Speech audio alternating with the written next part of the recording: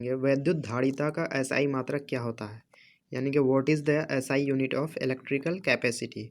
Electrical capacity यानी कि विद्युत धारिता का एसआई मात्रक क्या होता है।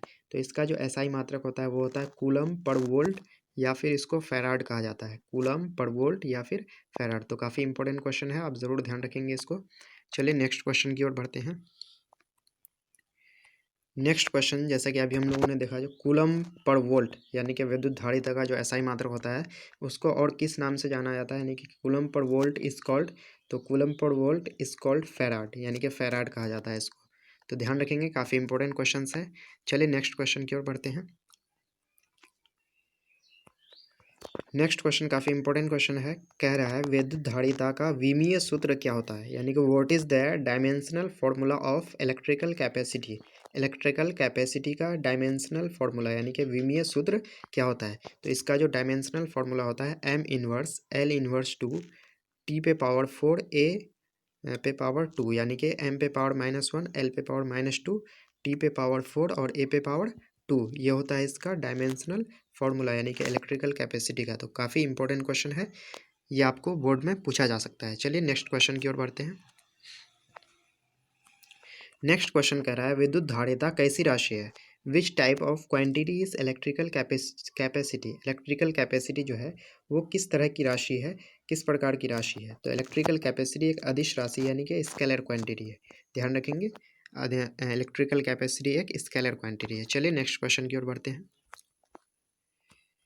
नेक्स्ट क्वेश्चन, जैसा कि आप देख पा रहे हैं, संधारित्र में कितने धातु प्लेट होते हैं, यानी कि how many metal plates in capacitor और condenser.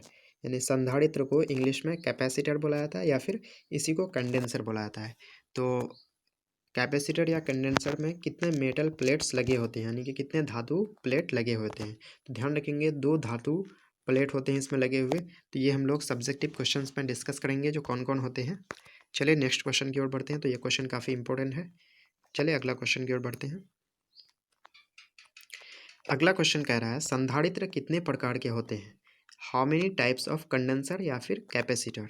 How many types of condenser या कैपेसिटर, यानी संधारित्र कितने तरह के होते हैं। तो ध्यान रखेंगे 3 तरह के होते हैं, इसको हम लोग डिस्कस करेंगे सब्जेक्टिव क्वेश्चंस में कौन कौन होते हैं। तो ध्यान रखेंगे इसको, संधारित्र 3 तरह के होते हैं, 3 प्रकार के होते हैं। चलिए अगला क्वेश्चन की ओर बढ़ते हैं। अगला क्वेश्चन कह रहा है संधारित्र का समूहन कितने प्रकार से किया जाता है। इंग्लिश में इसको बोलेंगे तो how many types of grouping of capacitor या कंडेंसर, यानी कि ग्रुपिंग ऑफ कैपेसिटर या कंडेंसर कितने प्रकार के होते हैं। तो ध्यान रखेंगे ये भी 3 प्रकार के होते हैं। ठीक है दोस्तों, तो संधारित्र का समूहन जो होता है वो 3 तरह के होते हैं। चलिए नेक्स्ट क्वेश्चन की ओर बढ़ते हैं।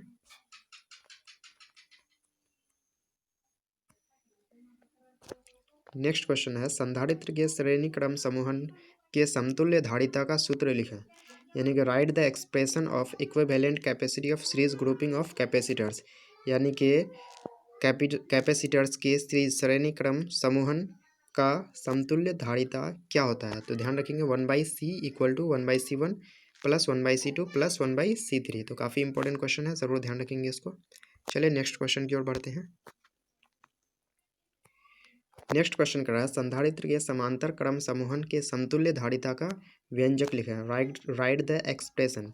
व्यंजक यानी कि फॉर्मूला ही हुआ, right the expression of equivalent capacity of parallel grouping of capacitor, यानी कि संधारित्र के समांतर क्रम समूहन की समतुल्य धारिता का एक्सप्रेशन लिखा है, यानी व्यंजक लिखें। तो इसका जो होता है C equal to C1 plus C2 plus C3। काफ़ी इंपॉर्टेंट क्वेश्चन है, C1 plus C2 plus C3। चलिए नेक्स्ट क्वेश्चन की ओर बढ़ते हैं। नेक्स्ट क्वेश्चन कह रहा है संधारित्र की ऊर्जा का सूत्र लिखें। संधारित्र की ऊर्जा का सूत्र लिखें, right the formula of energy of capacitor और condenser.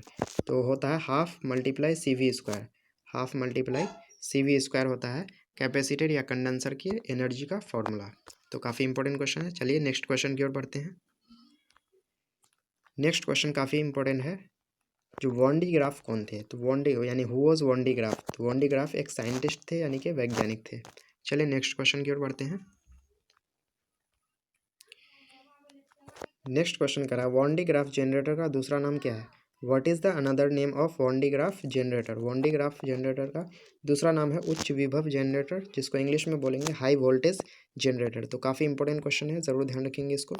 Von de Graaff generator का दूसरा नाम हाई वोल्टेज जनरेटर या फिर उच्च विभव generator.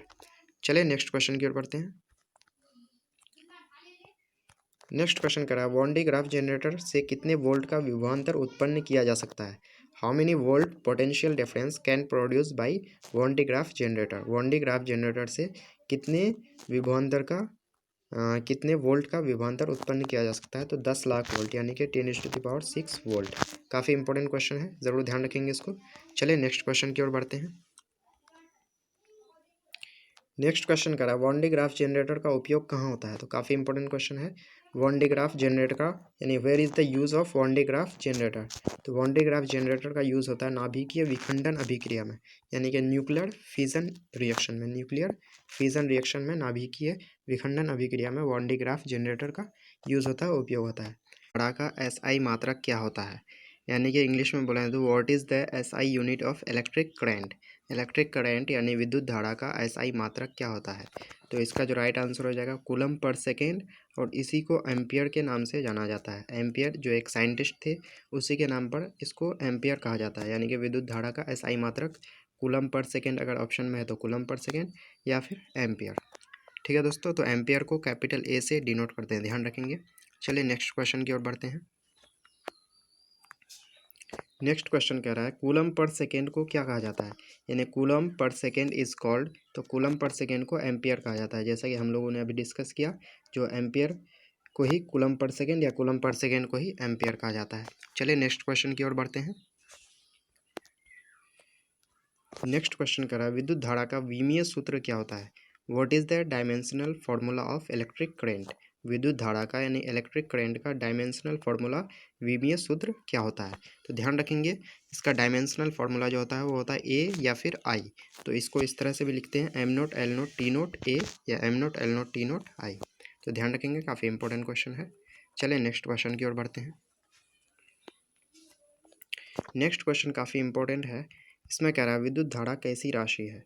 Which type of quantity is electric current? Which type of quantity is electric current? तो विद्युत धारा जो है एक अदिश राशि है। काफ़ी इंपॉर्टेंट क्वेश्चन है, ध्यान रखेंगे। विद्युत धारा कैसी राशि है? तो एक अदिश राशि है। चलिए नेक्स्ट क्वेश्चन की ओर बढ़ते हैं।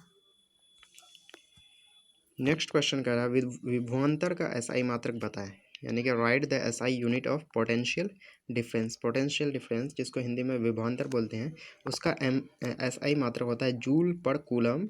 जूल पर कूलम या फिर इसी को वोल्ट भी कहा जाता है, यानी कि जूल पर कूलम को ही वोल्ट कहा जाता है। तो इसका एसआई यूनिट दोनों होता है, जूल पर कूलम भी और वोल्ट भी। चलिए नेक्स्ट क्वेश्चन की ओर बढ़ते हैं। तो काफ़ी इंपॉर्टेंट क्वेश्चन है ये। अगला क्वेश्चन कह रहा है विभवांतर का विमीय सूत्र बताएं। Right the dimensional formula of potential difference. Potential difference का डायमेंशनल फार्मूला यानी कि विमीय सूत्र बताएं। तो इसका जो विमीय सूत्र होता है M L square T inverse 3 A inverse, यानी कि एम एल पे पावर 2 टी पे पावर -3 और ए पे पावर -1। तो काफ़ी इंपॉर्टेंट क्वेश्चन है, ध्यान रखेंगे इसको। जो विभवांतर का विमीय सूत्र होता है M L square T inverse 3 A inverse. चलिए नेक्स्ट क्वेश्चन की ओर बढ़ते हैं।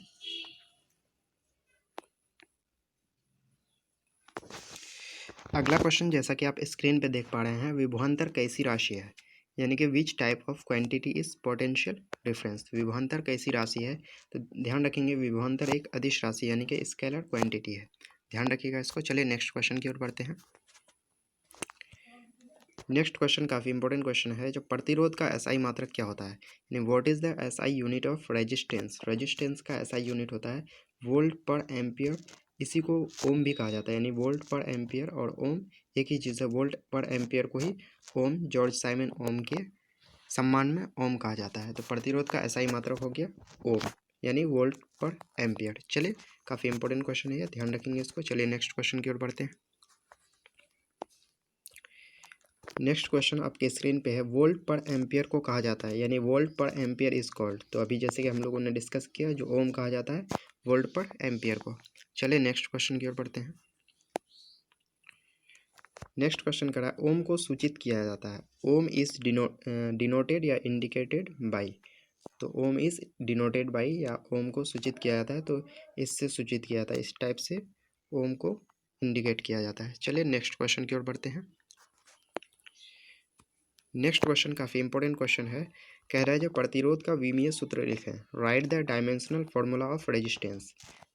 रेजिस्टेंस का यानी प्रतिरोध का डायमेंशनल फॉर्मूला विमीय सूत्र होता है M L square T inverse 3 A inverse 2, यानी कि M L 2 T inverse 3 A inverse 2। तो काफ़ी इंपॉर्टेंट क्वेश्चन है, ज़रूर ध्यान रखेंगे, आपके बोर्ड एग्जाम में पूछा जा सकता है ये क्वेश्चन। चलिए नेक्स्ट क्वेश्चन की ओर बढ़ते हैं। नेक्स्ट क्वेश्चन भी काफ़ी इंपॉर्टेंट क्वेश्चन है। कह रहा है जो प्रतिरोधकता या विशिष्ट प्रतिरोध, एक ही चीज़ है, प्रतिरोधकता या फिर विशिष्ट प्रतिरोध, इसका एसआई मात्रक बताएं। Right the SI unit of resistivity और स्पेसिफिक रेजिस्टेंस, एक ही चीज़ है, रेजिस्टिविटी या फिर स्पेसिफिक रेजिस्टेंस, इसका एसआई यूनिट होता है ओम मीटर। तो ध्यान रखेंगे ओम मीटर इस टाइप से डिनोट किया जाता है इसको। तो एसआई यूनिट जो हो जाता है प्रतिरोधकता का वो हो जाता है ओम मीटर। तो काफ़ी इंपॉर्टेंट क्वेश्चन है, ज़रूर ध्यान रखेंगे इसको। चलिए अगला क्वेश्चन की ओर बढ़ते हैं। अगला क्वेश्चन जैसा कि आप स्क्रीन पे देख पा रहे होंगे, प्रतिरोधकता या विशिष्ट प्रतिरोध का विमा बताएं। Right the dimension of resistivity और स्पेसिफिक रेजिस्टेंस, यानी कि रेजिस्टिविटी प्रतिरोधकता या स्पेसिफिक रेजिस्टेंस विशिष्ट प्रतिरोध का डायमेंशन विमा बताएं। तो इसका जो विमा होता है M L 3 T inverse 3 A inverse 2, यानी कि एम एल पे पावर 3 टी पे पावर -3 और ए पे पावर -2। तो यही हो जाता है इसका रेजिस्टेंस, स्पेसिफिक रेजिस्टेंस या रेजिस्टिविटी का विमा हो जाता है। तो काफ़ी इंपॉर्टेंट क्वेश्चन है, ज़रूर ध्यान रखेंगे इसको। चलिए नेक्स्ट क्वेश्चन की ओर बढ़ते हैं। नेक्स्ट क्वेश्चन आपके स्क्रीन पे विशिष्ट चालकता यानी कि स्पेसिफिक कंडक्टिविटी का एसआई मात्रक क्या होता है। What is the SI unit of specific conductivity, इसको हिंदी में बोलते हैं विशिष्ट चालकता। तो इसका जो एसआई मात्रक होता है, क्योंकि स्पेसिफिक कंडक्टिविटी रेजिस्टिविटी या फिर स्पेसिफिक रेजिस्टेंस का जस्ट अपोजिट होता है, तो इसलिए इसका हो जाता है पर ओम पर मीटर। जैसे कि उसका ओम मीटर होता है रेजिस्टिविटी का, तो इसलिए इसका क्या हो जाता है पर ओम पर मीटर या फिर 1/ओम मीटर। ध्यान रखेंगे इसको। चलिए नेक्स्ट क्वेश्चन की ओर बढ़ते हैं। नेक्स्ट क्वेश्चन करा है विशिष्ट चालकता को सूचित किया जाता है। Specific conductivity is indicated by या फिर डिनोटेड बाई। तो स्पेसिफिक कंडक्टिविटी यानी कि विशिष्ट चालकता को सिग्मा के द्वारा सूचित किया जाता है, यानी कि डिनोट किया जाता है। तो सिग्मा इस टाइप से लिखा जाता है दोस्तों, तो ध्यान रखेंगे इस टाइप से सिग्मा लिखा जाता है। तो इस तरह से इसको सूचित किया जाता है स्पेसिफिक कंडक्टिविटी को। चलिए नेक्स्ट क्वेश्चन की ओर बढ़ते हैं। नेक्स्ट क्वेश्चन काफ़ी इंपॉर्टेंट क्वेश्चन है। कह रहा है विशिष्ट चालकता का विमीय सूत्र बताएं। Right the dimensional formula of specific conductivity, यानी स्पेसिफिक कंडक्टिविटी विशिष्ट चालकता का डायमेंशनल फार्मूला क्या होता है। तो इसका डायमेंशनल फार्मूला होता है M inverse L inverse 3 T पे पावर 3 ए स्क्वायर, यानी एम पे पावर -1 एल पे पावर -3 टी पे पावर 3 और ए पे पावर 2। यही हो जाता है इसका डायमेंशनल फार्मूला। तो काफ़ी इंपॉर्टेंट क्वेश्चन है, क्योंकि डायमेंशनल फार्मूला से आपको क्वेश्चन पूछा जाता है आपके बोर्ड एग्जाम में। तो